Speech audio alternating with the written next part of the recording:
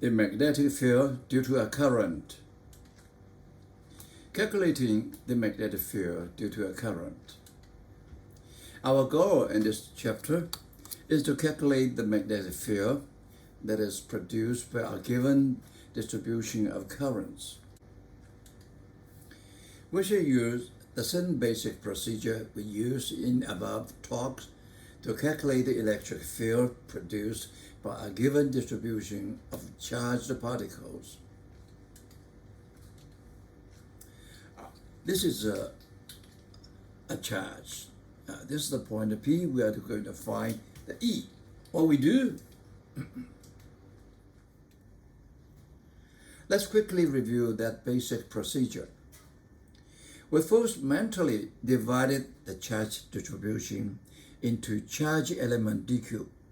Many dq compose this object, as is done for a charge distribution of arbitrary shape.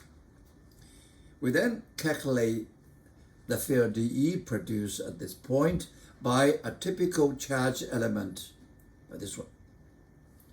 Because the electric field contributed by different elements can be superimposed, we calculate the net field E at point P by summing via integration the contributions dE from all the elements. So this is integration.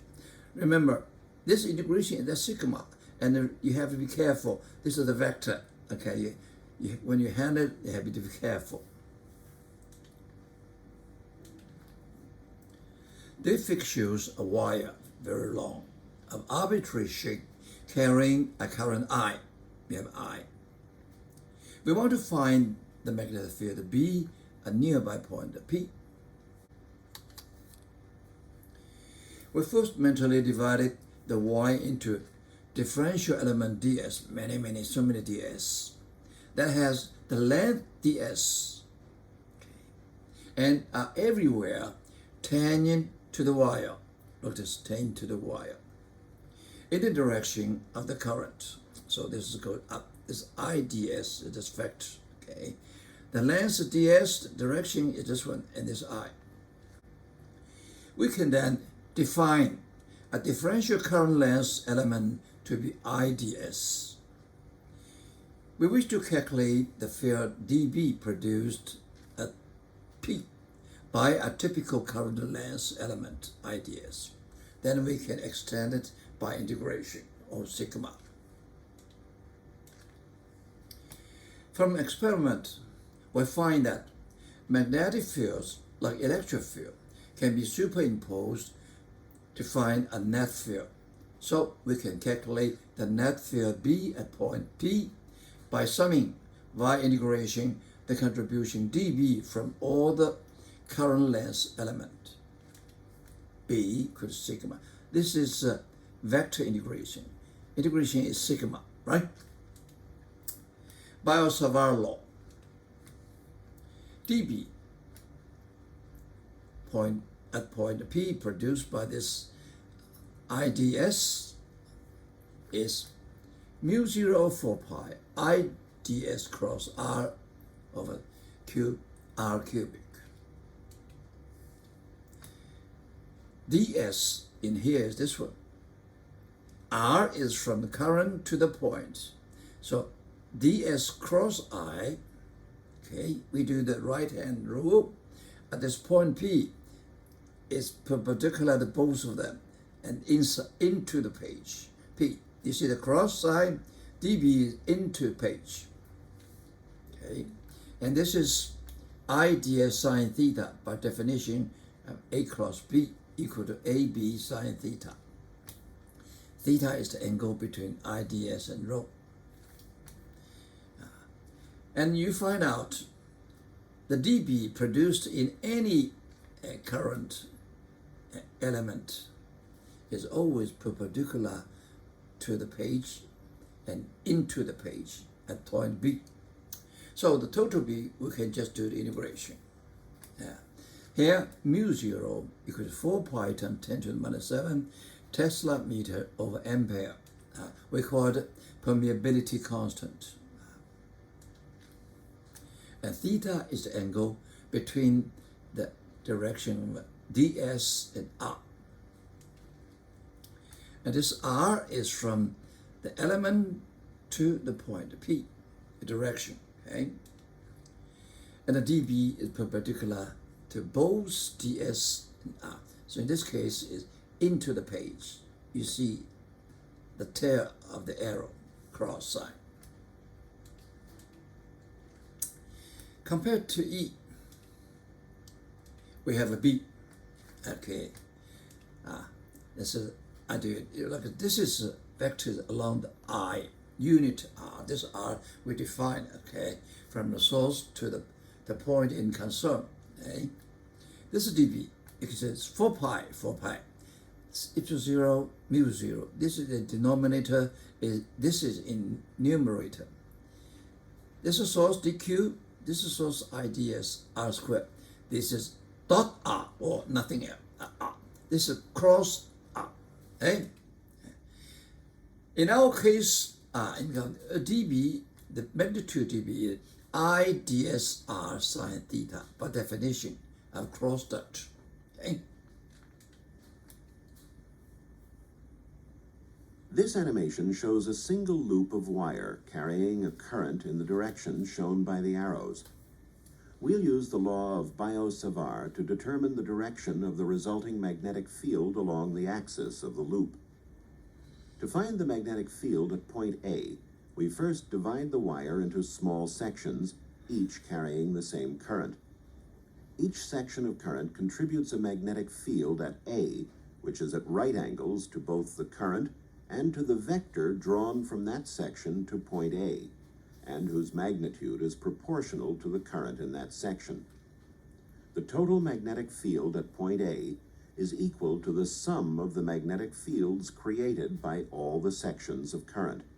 The magnetic field contribution from each of the current sections has a component at right angles to the axis of the loop and a component parallel to the axis. Since each current section has a corresponding current section on the opposite side of the loop, and since their components at right angles to the axis are equal and opposite, they cancel out. The components of their magnetic fields parallel to the axis add together, producing a net magnetic field along the axis of the loop.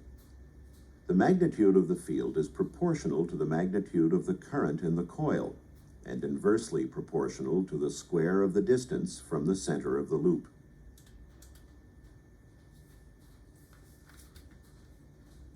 We'll use this vertical copper wire to demonstrate the right-hand rule of magnetic field production. A small compass near the wire reacts when a current runs upward in the wire. As the compass is moved in a circle around the wire, the needle shows the magnetic field is tangential to the circle at all places, and points in the direction the fingers of a right hand would curl if the thumb were pointing in the direction of the current through the wire.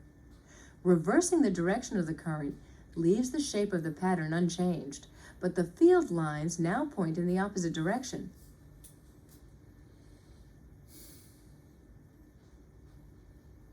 As predicted by the right-hand rule.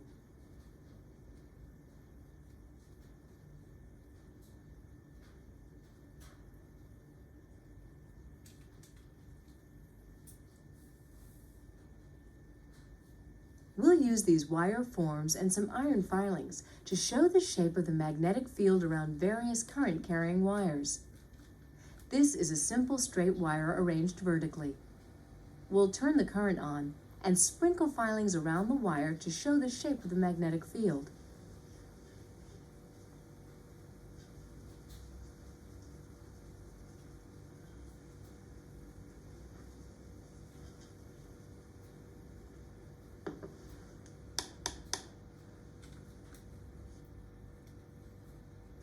Here are two wires carrying currents in opposite directions.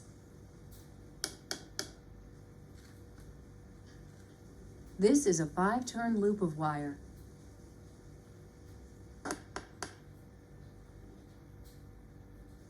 Here is a solenoid.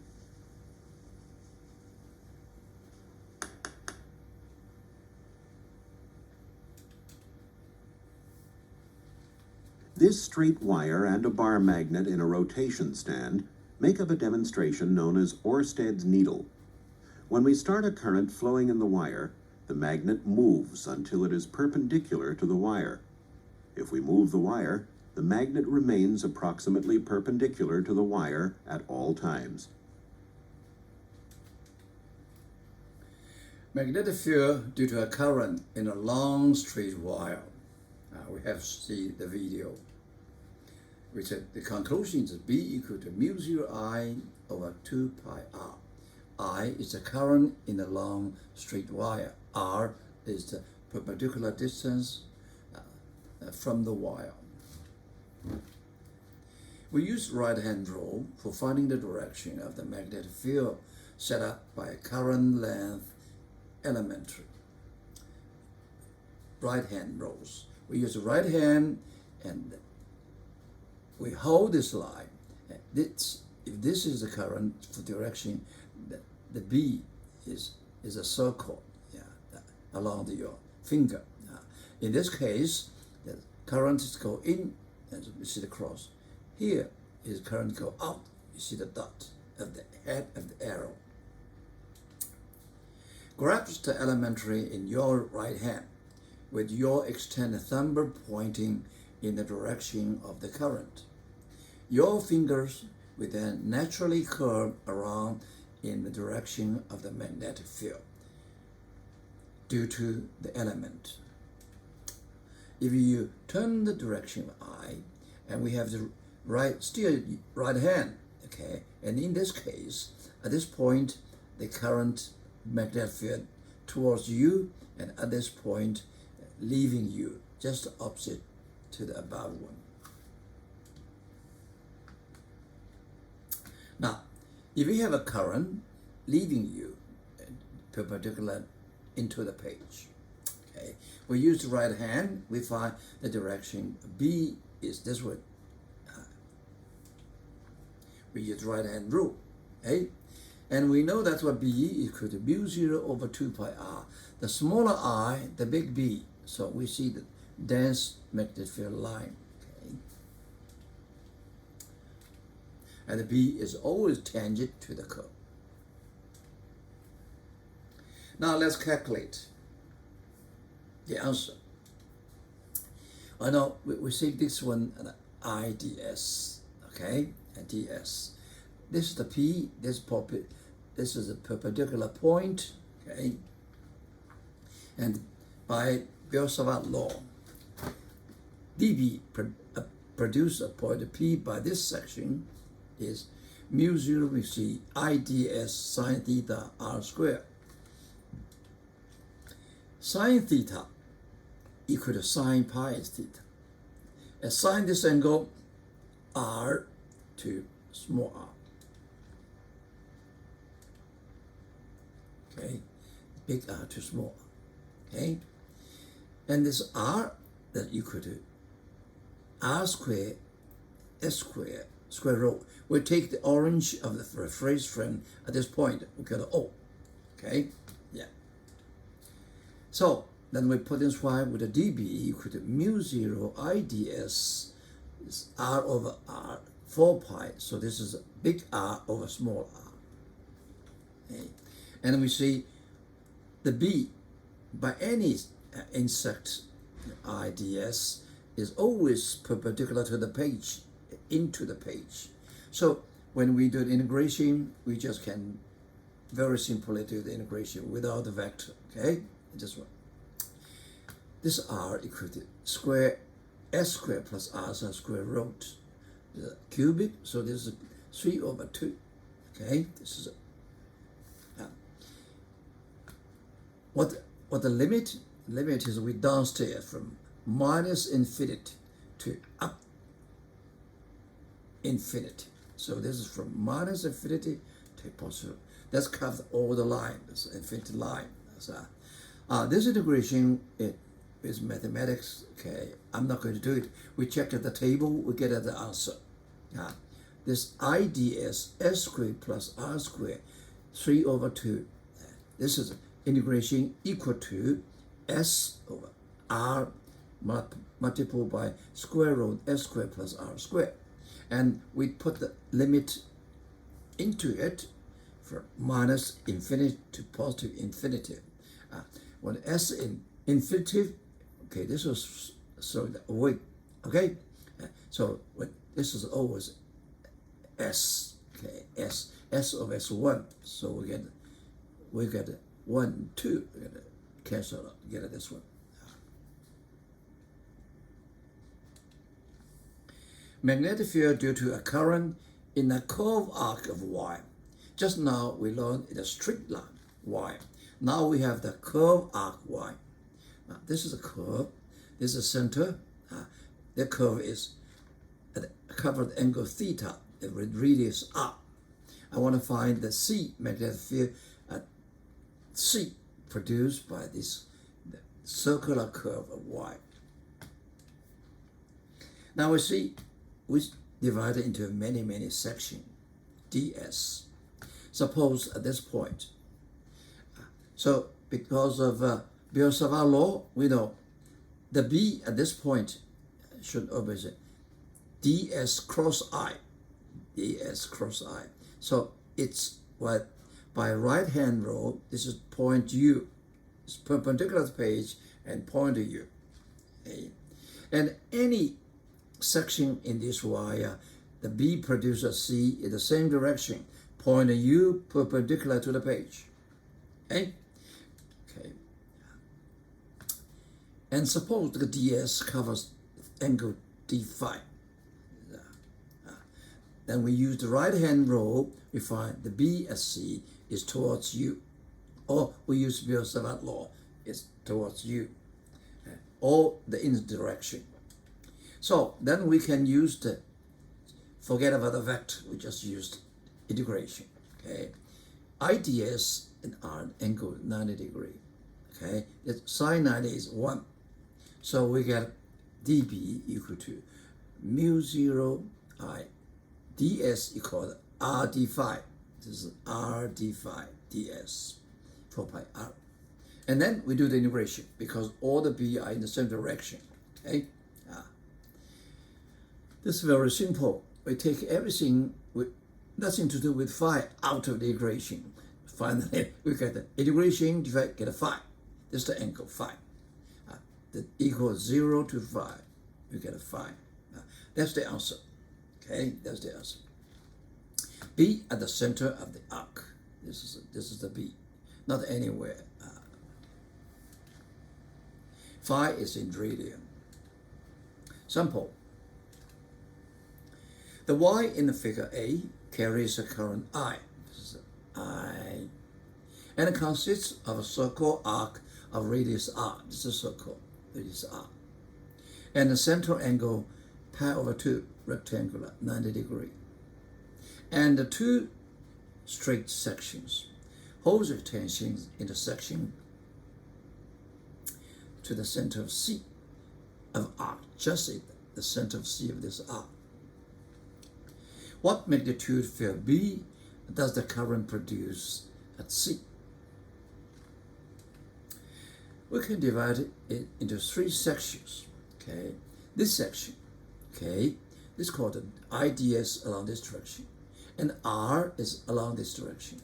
So dB1, okay, ds IDS, the angle is 0. Sine 0 is 0, so dB1 is 0. Same thing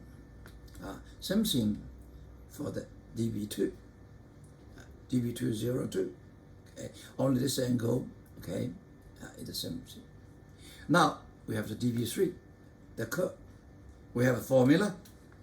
Okay, we just put a number. This is half pi. Okay, what the direction? We use right hand. The direction at point B is perpendicular to the page, into the page. You see the cross sign, the tail of an arrow. Okay, that's B. Okay, then finally we put them together, we get the answer. Okay. This mathematics is very simple. Junior high school math, so I'm not going to do it. I'll just give you the answer. Okay? Figure A shows 2 long parallel wires carrying current I1 and I2 in opposite direction. In I1, the current is towards you. You see the dot, the head of the arrow. I2 is leaving you. You see the cross line, the tail of the arrow. Okay. What are the magnitude and direction of the net magnetic field at point P? The P, you see, this is R rectangular, this is D. Okay. Assume the following values. I1, 15 ampere. I2, 32 ampere. And D, 5.3 centimeter. Let's check this one. The B should be superimposed at B1 and B2. This current, the B is this one. Okay? You see, this should be I ds cross R. This is R, this direction. I ds to, so I ds cross R is B1. This is B1. B1 equal to mu 0I 2 pi R distance. Now let's do the B2. B2 go into side. This is R. So R cross IS cross R equal to this direction.